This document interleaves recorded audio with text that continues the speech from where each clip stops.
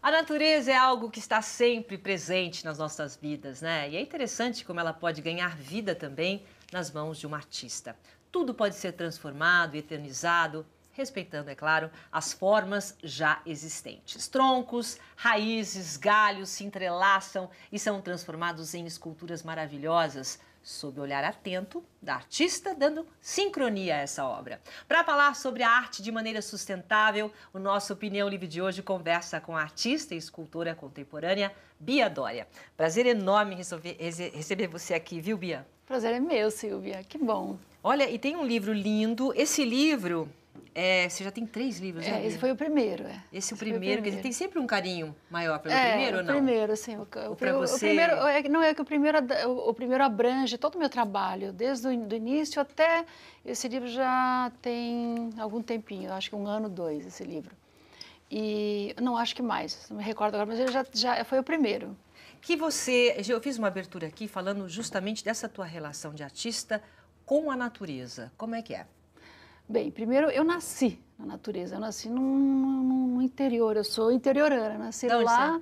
Eu sou filha de italianos, que meus pais vieram para o Brasil e desbravaram todo o oeste de Santa Catarina. Então eles se fixaram no Rio Grande do Sul e depois em Santa Catarina. Então eu nasci no meio de fazenda, no meio de toda aquela história de desbravar para, sabe, tinha que desbravar para agregar. Então eu tenho isso desde a infância.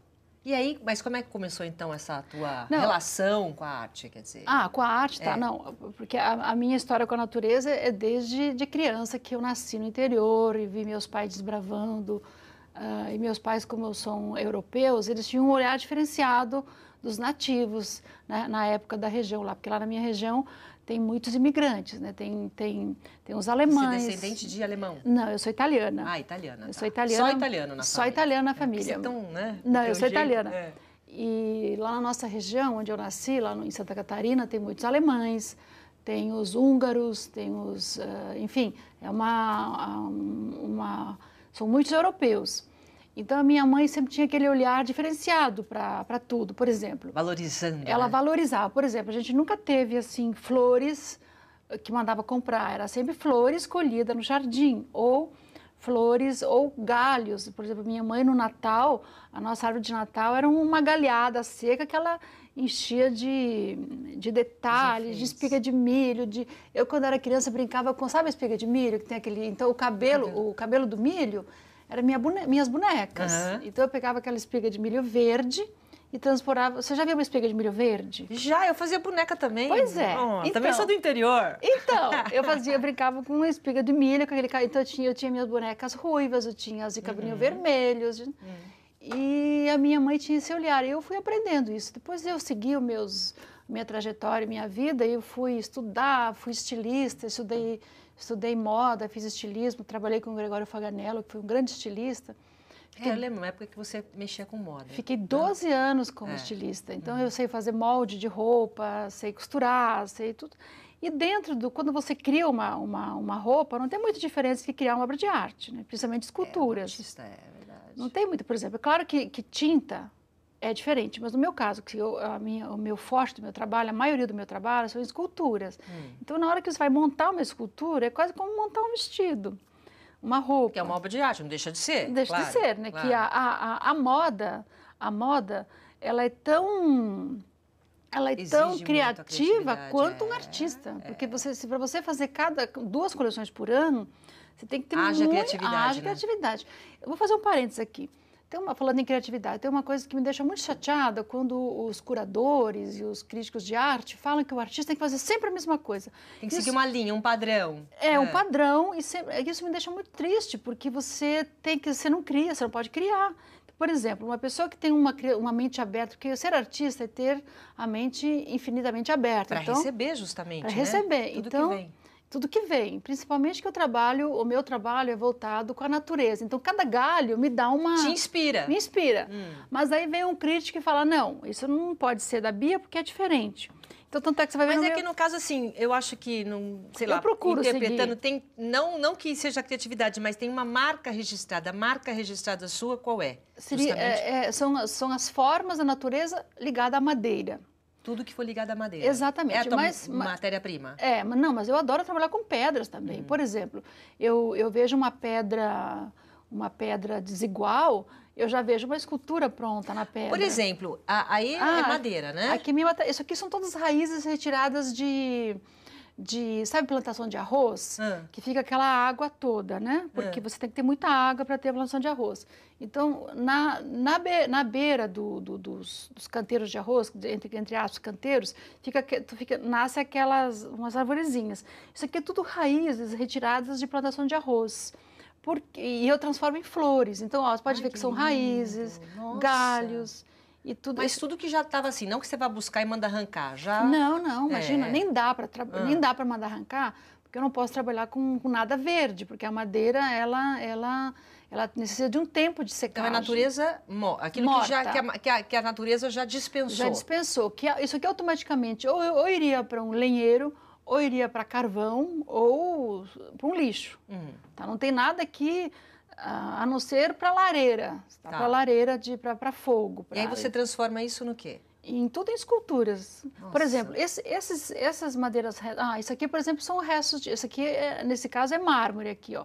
Essa é madeira e essas são de mármore. Mas aí do mármore veio da onde? O mármore vem dos restos que eu pego em pedreiras que faz, sabe, mármore para fazer piso, para fazer pias, para fazer mármore que é trabalhado... E sempre sobra alguma coisa, Não, é isso? sempre, porque, por exemplo, tem um bloco que eles vão tirar da pedreira para fazer, por exemplo, para fatiar, para fazer lajotas, um certo quadrado. Ó, essa aqui são raízes de árvore emendadas, aí tem várias são raízes.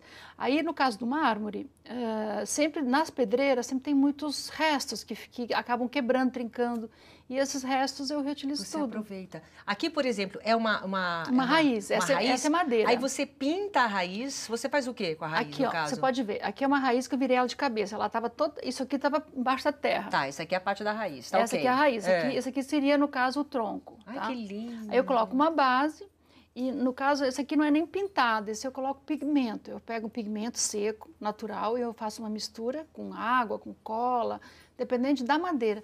Aí a madeira absorve, porque a madeira ela é porosa, né? Aqui, por exemplo, isso aqui é pigmento, é uma raiz virada, de cabeça para cima.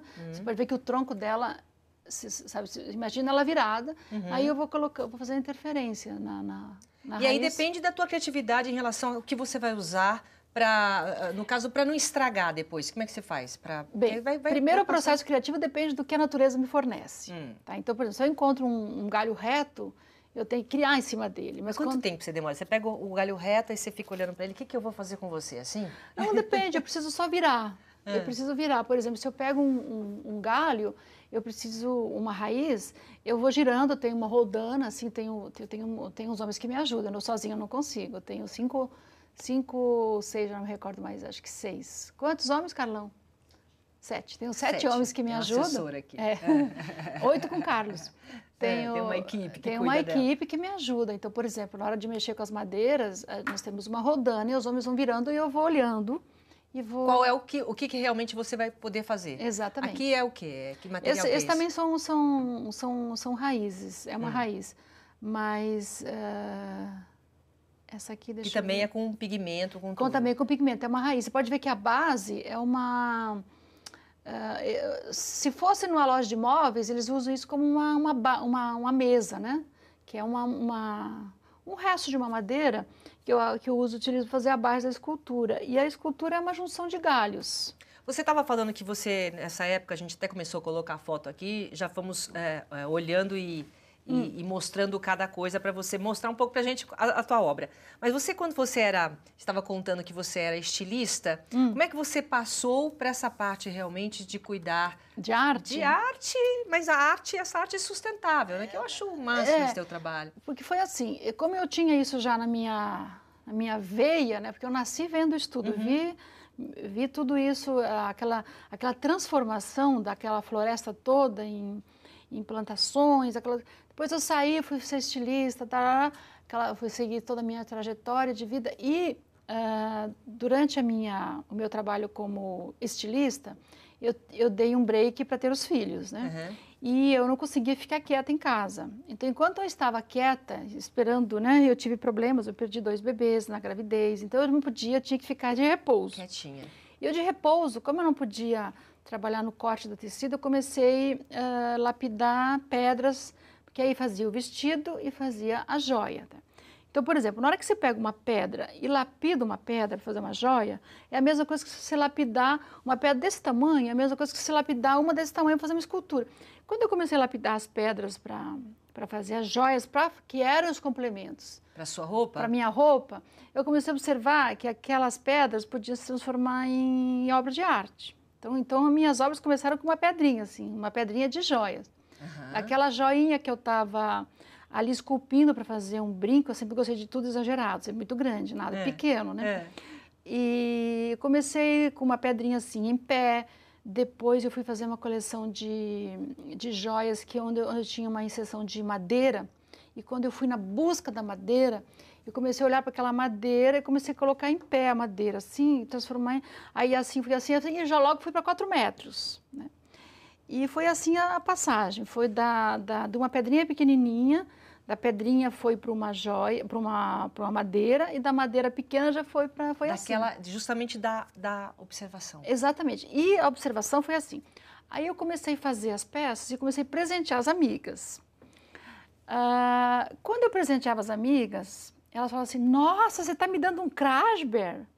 E eu comecei a pensar, mas o que é esse Krasberg? O que quer dizer isso? Um dia, estava lá eu com um barrigão desse tamanho, do meu filho que já está com 19 anos, eu coloquei lá no Google, assim, o Google estava começando, né? Nós dois, não pode falar a idade, né? Comecei aquele lá, Krasberg. Aí apareceu o Franz Krasberg fazendo umas esculturas muito semelhantes à minha, as que eu estava fazendo. Porque eu presenteava as pessoas falavam assim, nossa, parece Elas um Krasberg. reconheciam o artista que estava inspirando você sem você saber. Sem eu saber, eu não sabia nem que era o Krasberg. Aí eu comecei a pesquisar sobre ele, aí fiquei sabendo que ele morava na Bahia, aí eu fui atrás e fui até ele. Opa, que legal. Foi ali que começou, assim, aquele gostinho por arte. Aí eu fui abandonando o estilismo e fui, quando eu cheguei em Nova Viçosa, que eu conheci o trabalho do Franz, eu falei, é isso que eu quero fazer, eu não quero mais saber de roupa.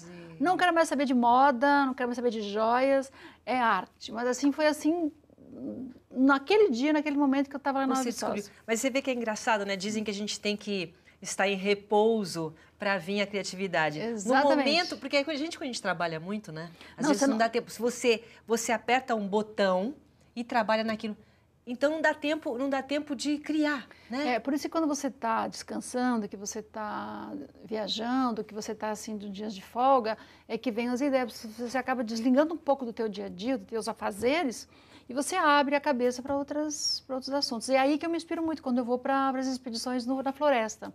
E você continua com esse teu caminho para a natureza. Claro. Você está sempre em contato com a natureza, sempre, né? Quando você pode, final de semana está sempre... Não, e eu vou muito a expedições. Agora, por exemplo, estou chegando de Balbina, que Balbina é um capítulo à parte que você vai adorar saber. Eu estou chegando de Balbina porque assim, quando eu saio para essas expedições, eu geralmente no mato ou na floresta amazônica ou lá por onde eu for, não tem internet. Aí você não fica no celular e não fica no computador. É obrigada a criar. Aí você desliga tudo. Quando você desliga... Eu vou até fazer um intervalo comercial para você contar, então, aonde você vai buscar suas inspirações. Um rápido intervalo, eu já volto com a Bia Doria, um instantes. Opinião Livre de hoje está conversando com a artista e escultora contemporânea Bia Doria, que faz um trabalho maravilhoso que é chamado a arte sustentável, né? Por quê? Porque ela aproveita o que a natureza... sei lá, não quer mais? A gente pode dizer isso? Pode. Pode, isso? É isso. Não quer, ela quer sim, ela quer que seja transformada em arte, né? Eternizada, né? Eternizada. E você estava contando no final do bloco que você viaja muito, essas expedições que você faz em vários... Você vai atrás da floresta, você vai atrás da tua obra-prima, é isso? Vou, porque assim, quanto mais eu conheço o Brasil, mais eu descubro... assim... A beleza, né? Não, a beleza e o que... Eu acho que se eu vivesse mais 500 anos, seria pouco para transformar tudo que nós estamos desperdiçando. Olha que lindo porque isso. Nós temos, 80 anos de trabalho para mim, eu já estou com quase 50, então já é pouco. Porque assim, nós já desperdiçamos muita coisa aqui no Brasil, muita, quer dizer, no mundo todo, né? Nós no Brasil ainda temos como salvar alguma coisa, que nós ainda temos floresta, ainda temos rios, ainda temos muita coisa a aproveitar, a explorar. Não é a mesma, isso não acontece em outros países. Que às vezes não tem. Não, porque já... Por exemplo, o Japão não tem espaço, não tem nada. Tudo bem, o Japão não tem, mas Estados Unidos já destruíram tudo. Já destruíram tudo, E nós ainda temos. Então, por exemplo, se você for para o Cerrado do Nordeste, tem riquezas imensas, aquelas pedras. Eu fui recentemente, então eu tenho assim, ó, o Cerrado, tem a região das Pedreiras no Espírito Santo, que são assim, fantásticas. Na Bahia, você sabe que eu fiz um reflorestamento na Bahia junto com o Krasber, depois me tornei amiga dele. Aí você ficou amiga do Krasber, né? Não, amiga, e ele é meu mestre, meu inspirador, porque o que eu aprendi com ele... tem uma coisa que eu quero até fazer outra vez um parênteses, que os críticos falam muito que você não pode nunca se igualar, fazer alguma coisa semelhante a outro artista. Mas tem mestres que têm que dar sequência. Ai, que o Krasber é uma pessoa que tem que alguém dar sequência. Porque o Krasber está falando de sustentabilidade e de preservação há 50 anos ali. Ele está com 86 anos agora. Ele começou isso há 40, 50 anos atrás, falar que não se podia destruir o planeta. Ninguém deu bola. Ninguém deu bola. Aí veio o Al Gore lá falando que tinha o... Aí chamou atenção. Chamou atenção. Então, alguém tem que seguir. E o que esse homem tem para passar, sabe, precisaria, não só eu, mas muitas outras pessoas deveriam estar em contato com ele para tudo que ele tem para passar para nós, o que ele já aprendeu. A gente pode aproveitar e reaproveitar. Aproveitar e lições para o futuro. Por exemplo, eu já fui com ele um dia chegou, ele fala assim com sotaque polonês, que ele é polonês, né? E eu, quando eu vou para a Bahia, quando eu vou lá no sítio dele, eu fico sempre com muito sono, porque lá é muito calor, né? Então, depois do almoço, eu dou sempre... Ele fala, preguiça. Então, ele me chama de preguiça, né? Ele tem um sotaque polonês, então ele fala assim... Um dia ele falou assim para mim, preguiça, você precisa conhecer as hidrelétricas. E eu fiquei pensando, hidrelétricas sempre foi um assunto que nunca gostei, porque é aquela destruição toda, né? Uhum. Eu comecei com Foz do Iguaçu, depois eu fui para Belo Monte, depois eu fui... Enfim, ali eu tenho uma riqueza, por quê? Porque as hidrelétricas tem muita árvore que fica embaixo da terra. Já vem chegando destruindo a hidrelétrica. Exatamente. E tudo que fica ali embaixo, sabe, que fica submerso, que vai alagando, porque a madeira, com o tempo, com a água, ela vai se calcificando. E a escultura sai pronta e maravilhosa. Então eu fui agora recentemente fui parar em Balbina. Você já ouviu falar em Balbina? Nunca ouvi falar. Onde é Balbina? Então você coloca no Google, Balbina no país impunidade. Você vai ver as barbarices que fizeram com a floresta amazônica. Eu posso falar? Pode. É assim, Balbina, me falaram que em Balbina eu ia encontrar muita madeira para fazer escultura. Então eu me preparei, fui até Manaus, depois pegamos um carro, fica no coração da floresta amazônica, Balbina.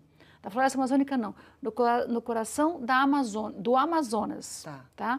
Ali, há 12 anos atrás, foi inaugurada uma hidrelétrica no município de Presidente Figueiredo.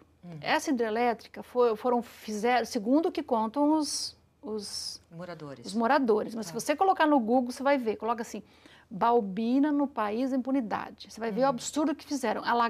Fizeram as contas que a hidrelétrica ia ficar desse tamanho, só que esqueceram que lá no Amazonas tem braço de rio para tudo quanto é canto, e essa hidrelétrica foi construída no rio Itumã,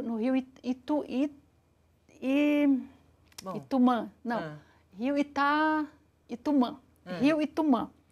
Esse rio tem vários braços. Na hora que fecharam a hidrelétrica e fecharam lá para fazer a tal da hidrelétrica, alagou assim 50 vezes mais do que eles tinham. Perderam o controle do que estava sendo feito. Perderam o controle do que estava sendo feito. E ali ficou embaixo d'água. Índios, ribeirinhas, floresta inteira. E hoje, Balbina é um paliteiro de floresta em pé, porque a floresta ficou toda submersa. Tá? Que pena. Os ribeirinhas contam que durante 6 anos eles não aguentavam o cheiro da floresta em decomposição, porque aquilo morrendo, aquilo estava tudo morrendo. Não, ficou tudo submerso. Submerso. E ali Se você colocar no Google, você vai ver. Tá. Tem a floresta inteira em pé ainda, só que tentando sobreviver. Só que toda seca. Tem uma ou outra com galinho verde. Tá? E o dia que eu percebi que não dava para tirar a madeira dali, porque você precisa de uma estrutura porque é um lago imenso, você precisa de 45 minutos de lancha para você atravessar de um lado ao outro. É muito grande, é uma imensidão de água. E só aquele paliteiro de árvores secas, tudo que foi alagado. Bem, aí eu não tinha o que fazer, porque eu fui para retirar a madeira, mas uma floresta inteira embaixo da água. E aí, o que você fez? Aí, o que eu fiz? Eu fiz uma interferência em cima do lago. Ué, mas aí fica lá? Como tá assim? lá, tá lá. Fiz uma exposição no lago, tá lá. E aí, hoje, o pessoal que vai conhecer Balbinos, que hoje virou um grande centro de pesca, né? Porque... como o peixe não conseguiu subir e descer... olha lá, é isso mesmo, olha ali. Tá vendo como a tua equipe é boa? Essa é a tua interferência? Essa é a minha interferência, olha lá. Interferência a gente fala, só para explicar, quando você faz arte dentro da natureza, Dentro da natureza. Então, eu peguei um desses galhos secos e transformei numa escultura. E como é que foi para você trabalhar aí? Eu tô em cima desse barquinho aqui, ó. Quase morri de medo. Você fica no barquinho e trabalhando ali? Trabalhando, quase morri de medo, porque dizem que tem piranha desse tamanho de verdade, tem cobras, tem, enfim, aquele peixe do Amazonas desse tamanho, o tal do tucunaré. É um peixe lá grande. E eu não sei nadar, se eu cair... Olha lá a minha interferência, ó. E ficou. E fica, quer dizer, pode chover, pode... Não, ficou aí. Não tem problema. Não vai mudar. Não vai mudar. Isso aí vai eternizar. Vai eternizar. Da forma como está. Exato, como está. E agora eu estou me preparando para retornar a Balbina. Estamos fazendo um documentário sobre toda essa destruição. E vou voltar para fazer mais algumas interferências, para ficar uma exposição permanente para quem passar por lá. Bia, mas de alguma forma, que mensagem que você quer passar? Porque você deixa, quer dizer, é completamente inusitado que a gente está falando, por exemplo, do artista que tem a interferência em grandes centros, que tem a interferência, muitas vezes, em cidades grandes, e está numa galeria que as pessoas possam ver, possam tocar. É diferente uma situação dessa. Que mensagem, o que você quer mostrando e fazendo isso lá em Balbina? Não, isso, um grito de alerta, isso é muito importante. Primeiro, um grito de alerta para as autoridades, né, que deixaram isso acontecer, porque a energia que essa hidrelétrica fornece não abastece nem os municípios de Manaus, não fornece nada. E alagaram uma grande quantidade de floresta que não seria necessário. E a segunda, e as outras, é que você pode... Tudo pode se transformar em arte, até algo que está abandonado. E outra coisa que eu gosto muito é da arte que todo mundo pode, uma arte que todas as pessoas possam apreciar. Por exemplo, eu adoro fazer exposições em shopping, em lugares mais democráticos. Não uma coisa mais elitizada. Você acha que essas pessoas que moram, esses ribeirinhas, podem aí um museu, uma galeria ver uma exposição? Não uma arte mais acessível. Democrática. Exatamente. Isso eu já fiz em outros lugares. Fiz exposições em shopping de Zona Norte. Agora eu estou fazendo um grande projeto no interior que estou fazendo assim numa avenida.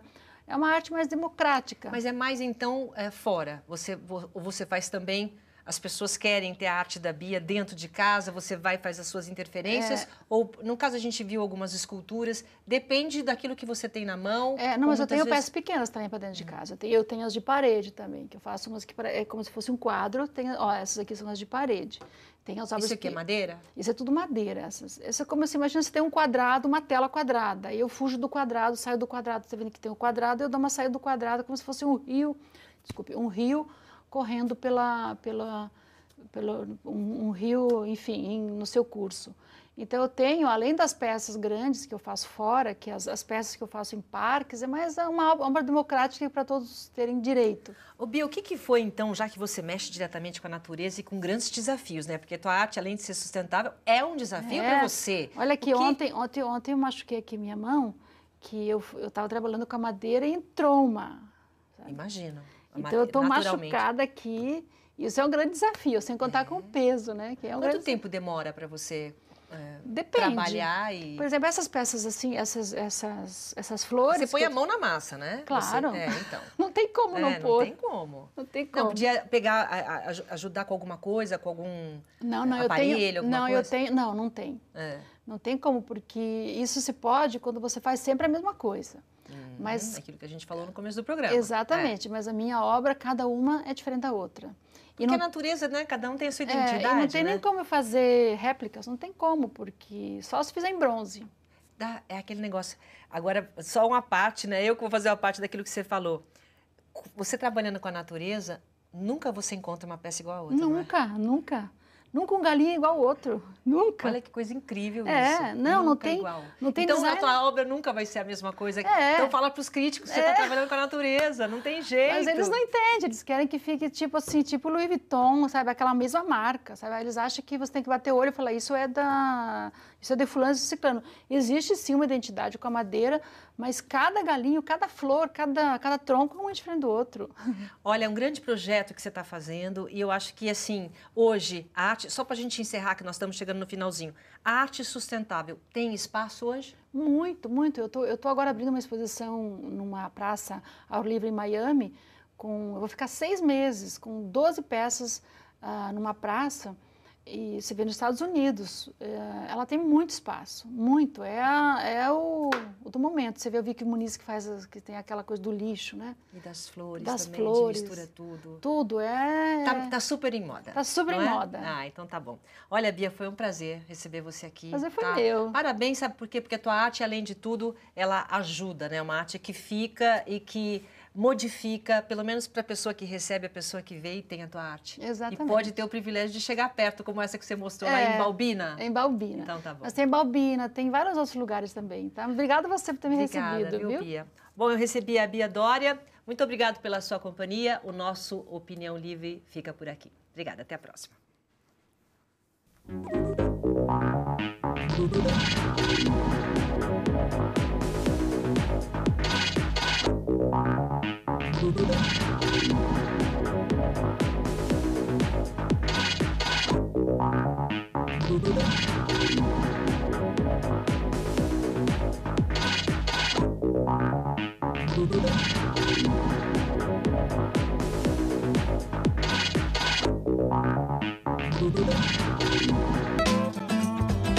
Edição Saúde, um programa com informações sobre qualidade de vida. Dicas de uma vida mais saudável com reportagens e entrevistas com especialistas na área de saúde. E fique atualizado sobre prevenção e as modernas tecnologias em tratamento. Confira o programa Edição Saúde aqui na TV Unip.